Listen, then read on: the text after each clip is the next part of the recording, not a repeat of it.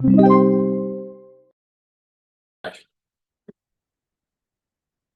so situation, roof trusses 6 meters apart, support purlins space at 1 meter on centers. The purlins are simply supported. You're given the roof slope, 15 degrees. So this is 15 degrees. Then the gravity loads acting at the top of the flange is 900 pascals, no? So meron daw force or merong load, no? Acting at the top of the flange. Assuming na ito yon, so dahil gravity load, it will be downward. Okay? So that is 900 Pascal. So let me just call this W1. Okay? And then also we have wind loads. Now we have actually dalawang binigay. We have 288 Pascal na pressure at the windward side and 864 Pascal suction at the leeward side. So actually dalawa, no, yung binigay. Pag sinabi po, reminder lang, pag sinabing pressure, ibig sabihin yung wind load na yon is acting towards the roof. Kapag naman sinabing suction, yung wind load is acting away from the roof. So kumbaga parang pinapalipad niya yung roof natin, no? Sinasuction niya yung roof natin.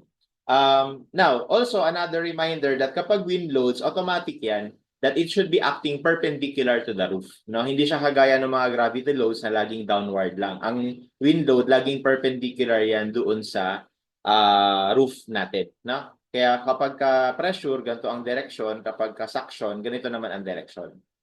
Next. So kunwari lang muna, no, we have the windward side or sa pressure side, no? So ito kunwari yun. Okay, so tawagin natin na W sub 2, no? Para lang maghiwa-hiwalay sila.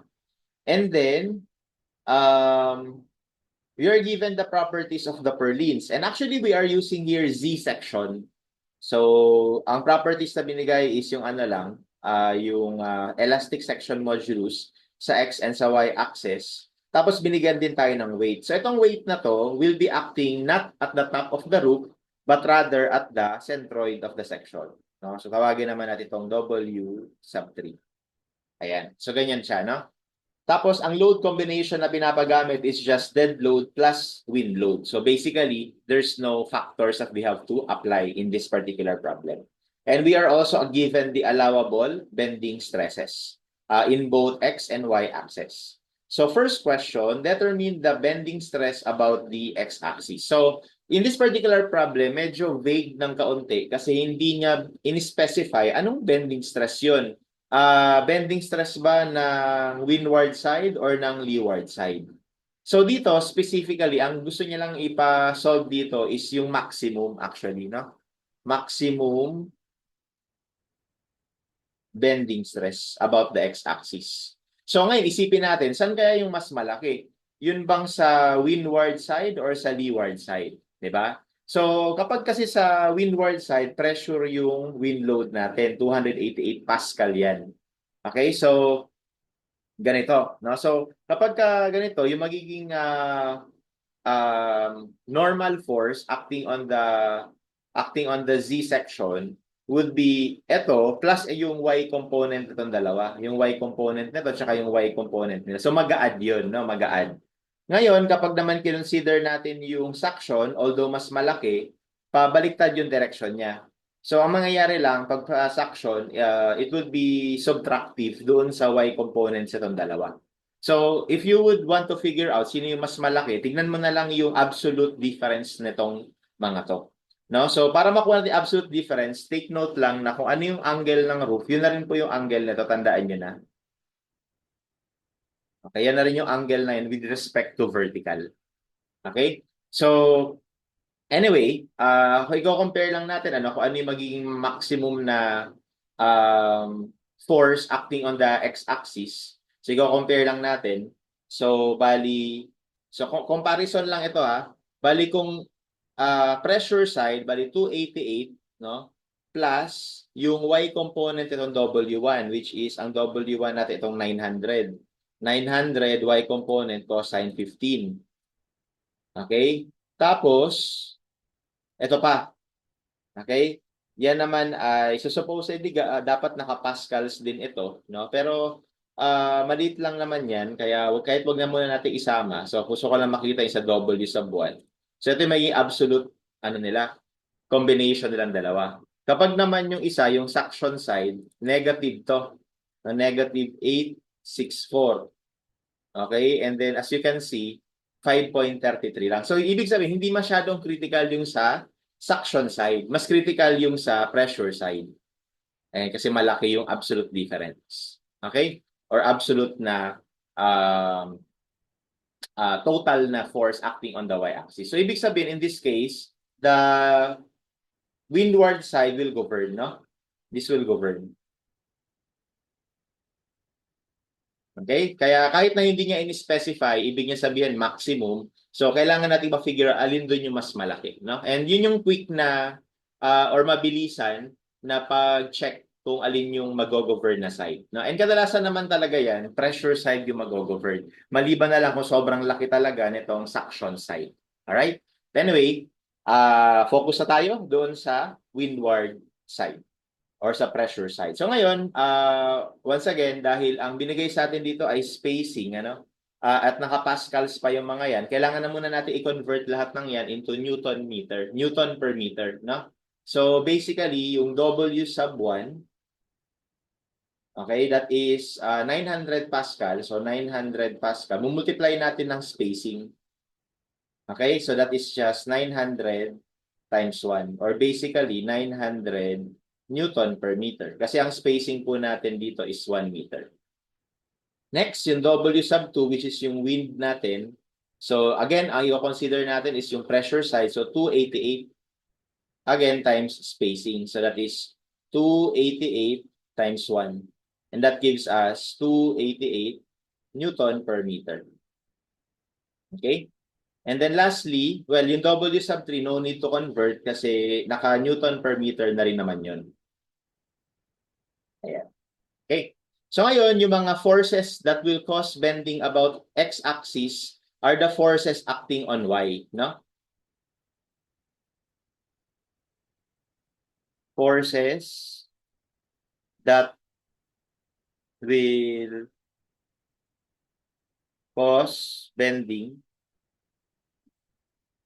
about x-axis are forces acting along y-axis. Okay? And vice versa. Okay? So, ibig sabihin naman, yung mga forces that will cause bending about y-axis ay yung mga forces acting along x-axis. Okay? So, ibig sabihin, ito yon. Ito, tapos yung y component nito, tapos yung y component nito. Okay? So, kunin natin yung mga forces na yon. So, tawagin ko na lang na W sub y. Okay? Yan yung mga forces, loads, or the total load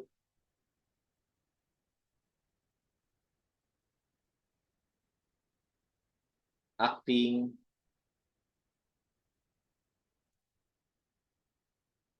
along y-axis. And ano-ano yon? E di yung wind load, which is 288, plus yung y component ni W1 tsaka ni W3. So, bali, 900 plus 79. Okay, take note ha, ang y component natin, we will use cosine of the given angle. So, cosine of 15. Okay?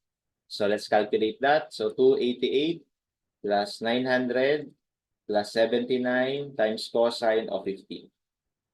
So, that gives us 1233, no? 1233.64 Newton per meter.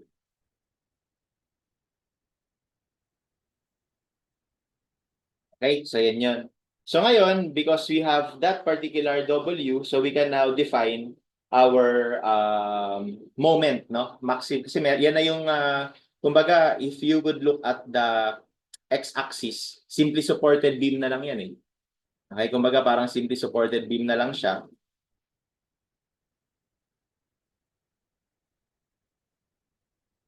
Okay, na ang load, ito yun.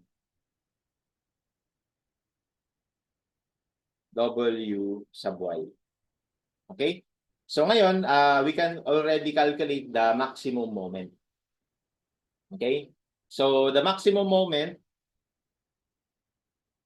about the x-axis would be equal to, so dahil ito ay L, guys, kung ano yung sinabi na roof distances, yun lagi yung span ng purlins.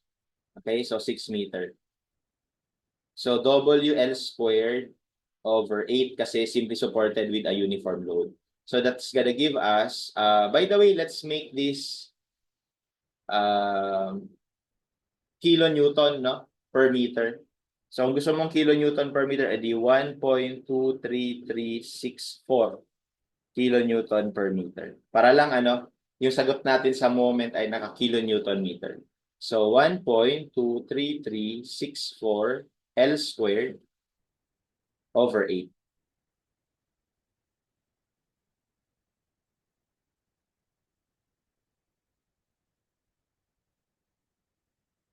So 5.55 kilonewton meter. So yan ngayon yung maximum moment in the about the x-axis. And then from here, we can calculate the bending stress about the x-axis. And that is just the moment about x-axis over Sx. No? Kasi yun yung given. No? But we could also use MC over I kung meron sanang iba pang details. Pero dahil S lang naman yung binigay, so we can just apply that directly. So therefore, we have, so be careful with the units. Kailangan naka-Newton millimeter ito, kaya mumultiply natin ng 1 million over yung Sx ay 6.19 times 10 to the 4th.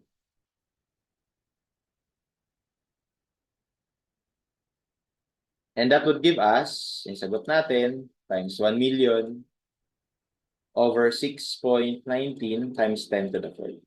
And that gives us 89.68 megapascals.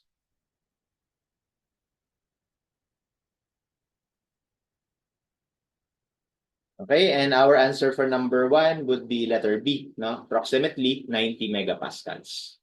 Next, determine the bending stress about the y-axis. So baliktad naman, yung sa y-axis naman. So bali, take note, yung W sub 2, wala siyang y-axis component kasi directed lang siya dito sa axis na to, no? Pero ito naman ay yung W sub 1 tsaka W sub 3, sila naman ay merong component sa x-axis. And again, yung magpapabend sa y-axis is yung mga forces acting along the x-axis. Okay, baliktad, no? So, to calculate W sub x, so this is for number 2. Okay? So, dito magkakaroon tayo ng hindi natin pwedeng pagsamahin tong dalawa. Okay? Huwag natin pagsamahin yung dalawa. Okay? So, tawagin ko na lang ito na W sub x sub 1, tsaka ito, W sub x sub 3. Huwag natin pagsamahin kasi una sa lahat magkaiba sila ng location, no? So, another note, no? Okay? W sub x1 will cause torsion.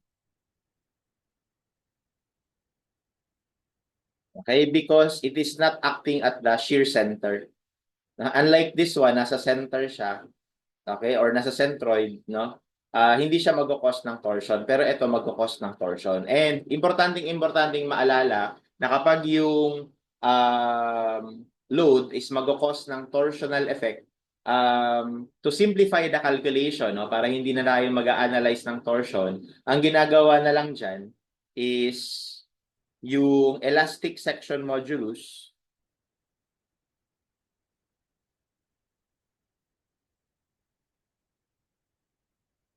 must be reduced by half. Okay, yan yung commonly ginagamit natin sa board exam, no? Kapag hindi ito hindi na to sinasabi tsaka hindi wala rin ito sa NSCP, wala rin yan sa code. Pero to simplify things and to avoid the meticulous calculation involving torsion or combined torsion and bending, to simplify it, ang ginagawa na lang is nire-reduce na lang yung section modulus by half. Okay? Kaya in turn, lalaki yung stress. No? So, ganyan palagi kapag meron tayong load na wala sa shear center. Kagaya nito. Okay? So, kaya wag natin pagsamahin. No? So, paghiwalayin lang natin. So, tawagin ko lang to na W sub x1. That is, yung x component in W sub 1. Di ba W sub 1 is ano siya? Ito, 900. So, 900 sine 15. Tapos yung W sub x3 is 79 sine 15.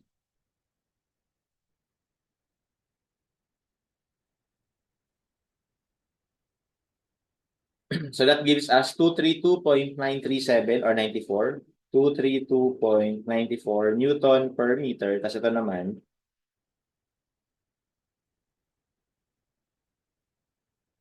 20.45. Ayan.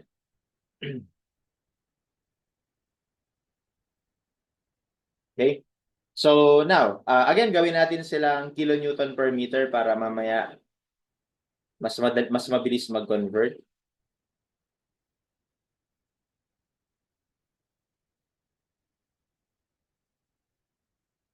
Okay. So ngayon, sa pag-compute natin ng FBY, so dalawa rin yan.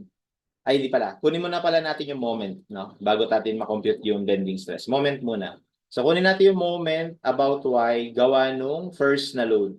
So that is, again, dahil nga ito ay simply supported lang, so kahit doon tayo sa kabilang side nakatingin, no? Ganito pa rin yung makikita natin na loading condition. Tapos wala rin namang sinabi na merong sagrads. Kaya yan pa rin yung magiging itsura, no? So we will have WL squared over 8. So WX1 L squared over 8. Ganon din yung isang load. WX3 L squared over 8. Ayan. So, kumpitin lang natin. So, ito, bali 0.9 sine 15. 6 squared over 8. So, this gives me 1.048. 1.048 kilonewton meter. Okay, and then yung isa,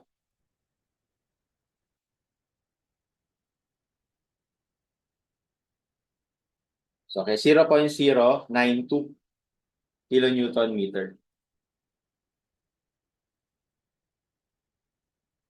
Ayan. Okay? So from here, we can now calculate the total bending stress about Y. And again, magkahiwalay ito. Kasi itong una, itong MY1, that will cause torsion, di ba? Ito yun eh. Okay? So that will cause torsion. So dahil doon, yung MY1, kailangan natin i-reduce by half yung elastic section modulus. Okay? And then plus MY3. Ito naman, acting naman to sa ano eh, sa centroid, sa shear center dito. Acting naman siya dyan. So, ibig sabihin, ito, hindi natin kailangan i-reduce by half yung elastic section modulus. Ayan. Okay? And diretso na natin sa pag-compute. So, MY1, we have, again, check your conversion. Gawin mo lagi itong Newton milliliter over 1/2 of. Yung SY natin is 1.6 times 10 to the 4th.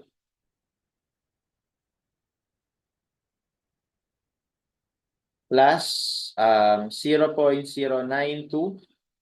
times 1 million over 1.6 times 10 to the 4th. So our bending stress about y-axis, already considering torsion, no? This already considering torsion.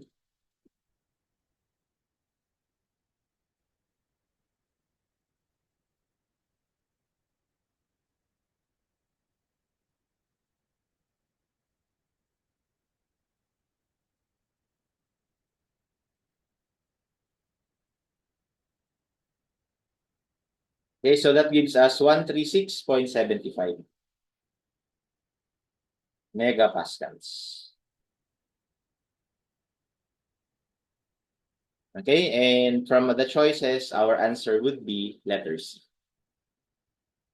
For the last question, what should be the maximum purlin spacing to prevent overstressing? So ano daw yung maximum purlin spacing?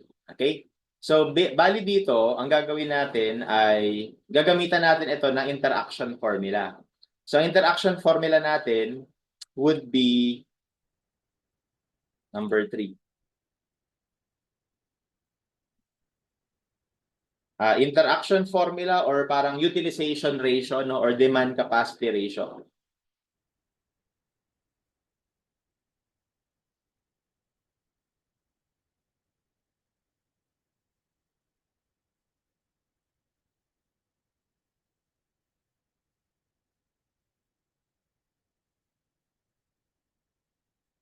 Okay? So, bali dito, we have actual bending stress sa X over allowable bending stress sa X plus actual bending stress sa Y over allowable bending stress sa Y. Okay, this should be less than or equal to 1 para masabing safe. Okay? Pag lumagpas ng 1 yan, edi hindi na safe kasi yung demand capacity ratio, mas malaki na yung demand kaysa dun sa kaya niya, which is yung capacity. Okay? And binigay naman yung FBX at saka FBY for both, di ba? Ayan, binigay naman 206. Okay? So, kailangan lang natin i-redefine itong FBX in terms of spacing. Okay? Ito medyo mahaba-haba lang ng kaunti. Dahil, ang mangyayari dito ngayon, um, ito, W1 and W2 will be in terms of S. Okay, so bali, we will follow the same process in calculating the bending stresses. Yun nga lang, it will be in terms of S, no? So, ibig sabihin, sa pag-compute, so, isa-isa lang natin, sa pag-compute ng WY, bali, ito in terms of S, ito rin in terms of S. Okay?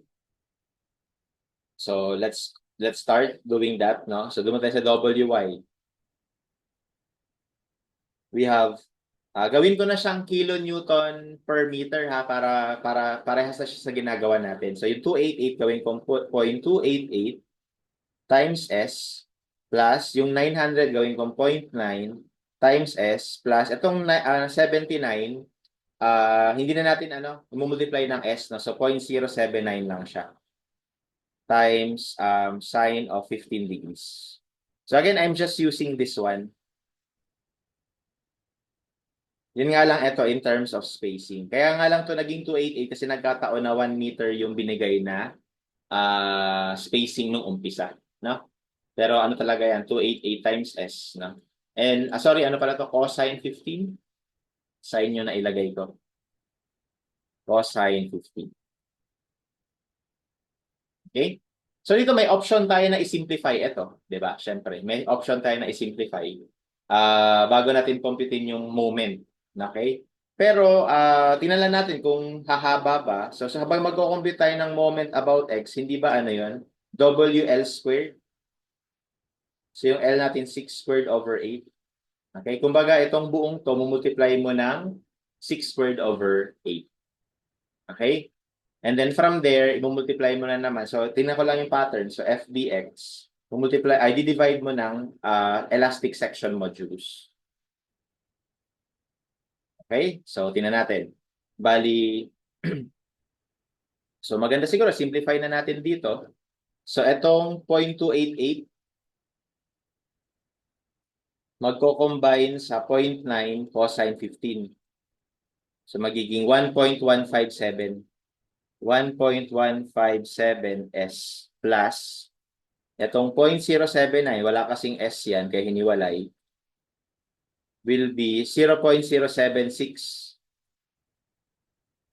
Ayan, no? Tapos i-multiply natin yan ng 6 squared over 8. So, bali, 1.157 S plus 0.076 times 6 squared over 8.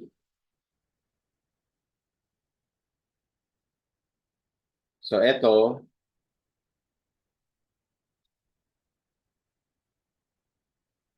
that's 5.208. 5.208 S plus ito naman. So that's 0.343. Okay. And then, ipasok natin dito. Yun nga lang pag pinasok mo yan dito, dahil ang assumption dyan ay naka-kilonewton meter na. So, mag-multiply tayo dito ng 1 million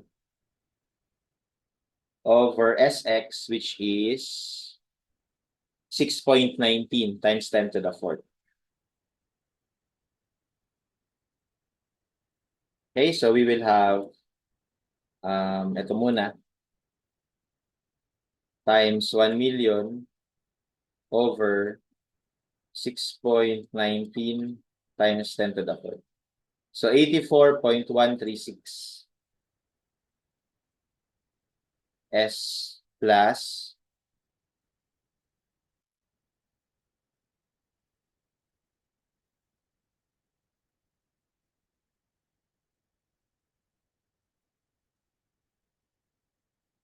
okay, 5.547.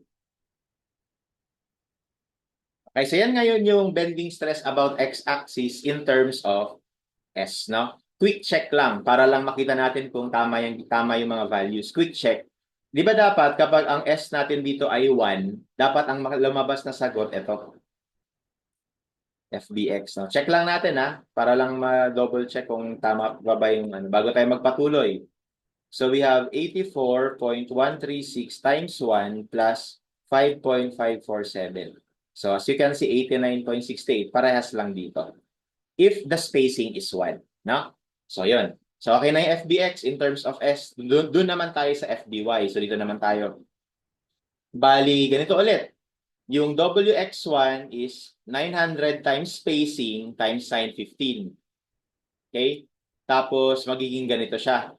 No? So actually, ito rin yung times S lang eh. Okay? Tapos ito rin, ito naman walang spacing, no? Walang S. Kaya ito pa rin yan. Okay? So, therefore, lagay ko na dito sa baba, WX1 will just be 0.23294 times S. While W sub X3 is as is, no? Kasi hindi naman siya in terms of spacing. 0.02045.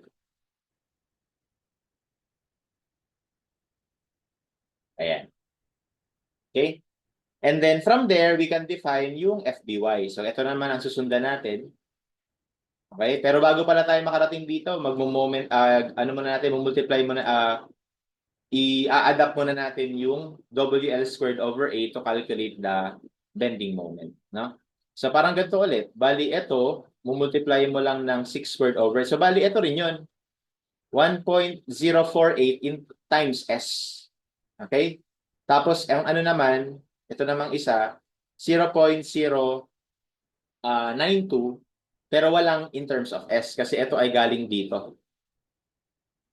Okay? So, ito lang yung merong S.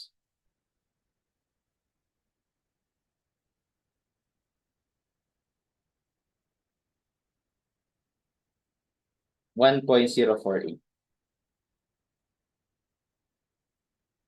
Tapos ito naman, as is, 0.092. Okay? Kilonewton meter yan, ha? Okay? And from there, we can now calculate the bending stress about Y. So take note lang na ito ay MY1 over 1/2 nung elastic section modulus dahil ito ay merong torsion. Plus ito namang isa, wala. No? So MY3 over SY lang. Okay? So for this part, ito nasa una, bali that's gonna give us kay 1.048 times 10 to the 6 times S, no? Over 1/2 ng 1.6 times 10 to the 4th. And that's gonna give us almost the same, no? 131 times S.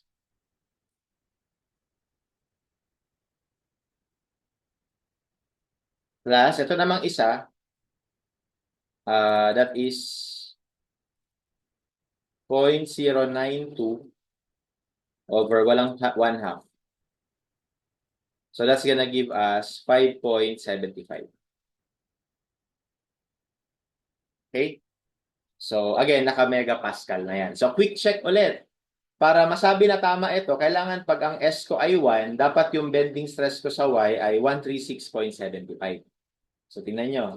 So, 131 times S na 1 plus 5.75. So, ang lalabas ay 136.75. So, ibig sabihin, tama ito in terms of S nga lang. And from there, we can now collect them within using this interaction or demand capacity ratio. So, para kay X, ito yon. So, 84.136 S plus 5.547 over FBX, which is sa problem, parehas lang na 206, no? 206. Plus, ito naman, 131 S plus 5.75 over 206. And para masagad, i-equate natin sa 1. And then we solve for the spacing. Okay, so we have 84.136 x plus 5.547 over 206. Okay, plus 131 times S plus 5.75 over 206. Okay, and this should be all equal to 1. Okay? Solving for X, you get 0.905. Okay, and that will be our answer. So the required spacing should be should not exceed 0.905. So we choose the smaller or the lower. Kasi kapag malaki yung spacing, lumalaki rin yung load na kakargahin ng isang purlin. Okay, kapag lumagpas tayo doon, ibig sabihin ano siya? Hindi na safe, no? Kaya nga tignan niyo to. Kapag ginamit natin yung sagot kanina na ang spacing ay 1, tingnan niyo yung demand capacity ratio. 90 yung FBX, tapos 206, plus 137 yung FBY over 206. Kung mapapansin nyo dito, unsafe na to. Ayan, lagpas 1 eh. Okay, so lagpas ng 1 yung demand capacity ratio. So ibig sabihin, unsafe itong current na design na 1 meter yung spacing. Kaya mas lalapitan pa natin yung spacing ng mga section para masigurado na hindi masyadong overstress yung isang purlin. Okay, and that's how we solve this problem.